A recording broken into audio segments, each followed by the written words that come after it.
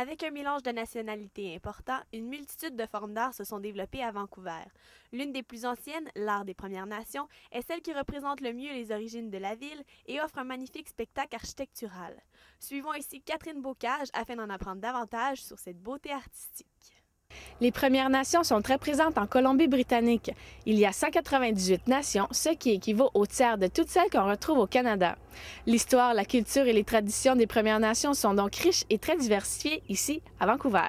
Nous vous ferons donc découvrir les Premières Nations à travers leur art. Vancouver is known to be the hub of the art community for the Northwest Coast world. Given that we are the center of where all the culture exists, it is the center of the art world for that form. So it is there are a number of galleries, there's a number of different works from all ranges, from small carvings that are sold in the tourist market right up to the high art forms. As far as we know, the populations of Indigenous people here have been in this part of the world for maybe up to 10,000 years, and they've had a very complex social organization for a large part of that time.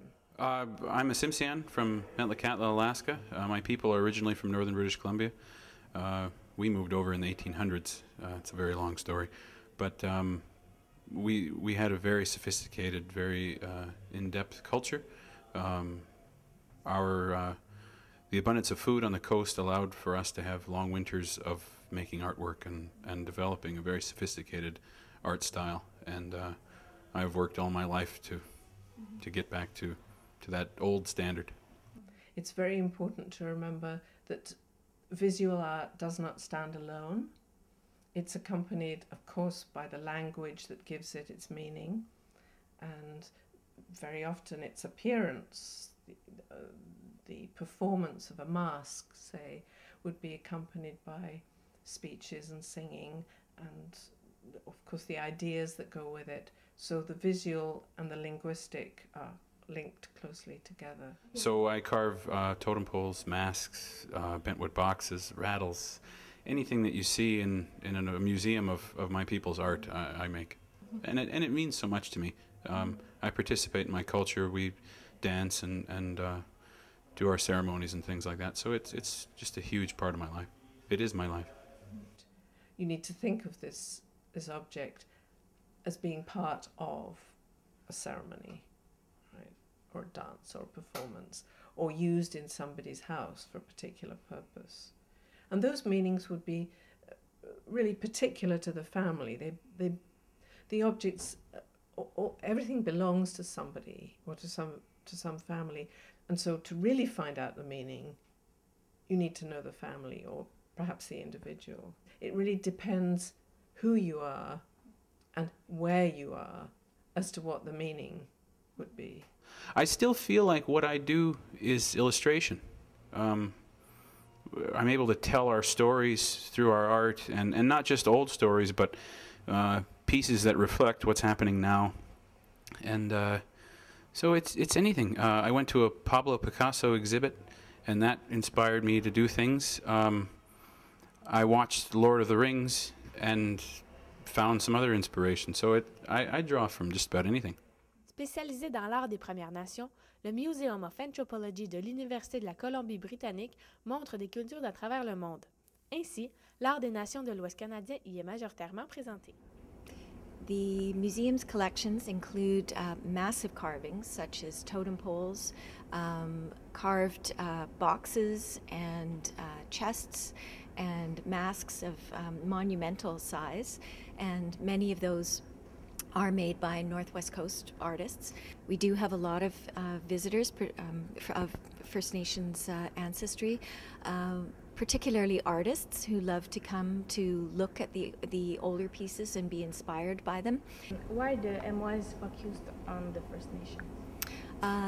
Partly because of the interest of the first curator and the first director of the museum. They were particularly interested in the First Nations cultures from the area in which they lived, and they did a lot of their own research and established a lot of really close relationships with artists and members of different First Nations communities.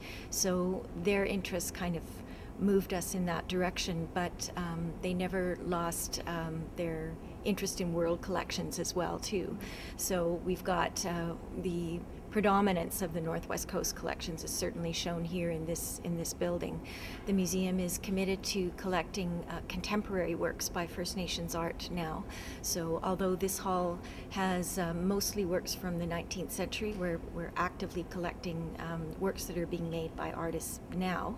And also we can accommodate traveling exhibitions. So exhibits that say might come from Montreal or from Ottawa or maybe from Gatineau in Quebec or elsewhere in Canada. So we're able to show exhibits of works to bring them to Vancouver that might not otherwise be seen here.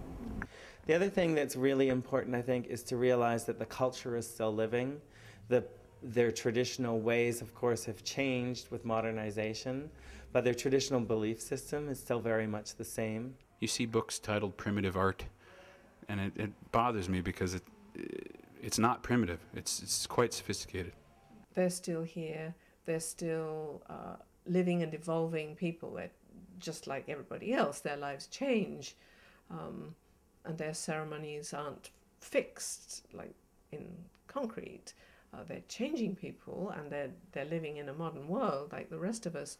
But it's the continuity. I think that's the message. En conclusion, on retrouve une richesse de l'art et de la culture des Premières Nations à Vancouver. D'impressionnants totems, masques et représentations d'animaux mythologiques sont omniprésents dans la ville.